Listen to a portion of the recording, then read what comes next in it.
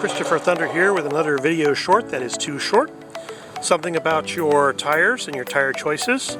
I have an NC700X and I am a pretty serious off-road rider. But I do spend a lot of time on the highway. So, given the speeds I ride at, I can't go with a knobby that's really dirt-oriented. But I do need some bite. Now, we have the Shinko E705 here, which is a great tire.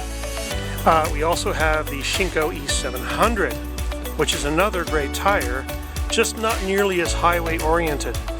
What I'm going to be doing is pairing this Shinko 5.10-17 with another E705 on the front, which is over here. Now, your front tires don't wear down nearly as fast as your back tires, and this tire's got a lot of meat on it.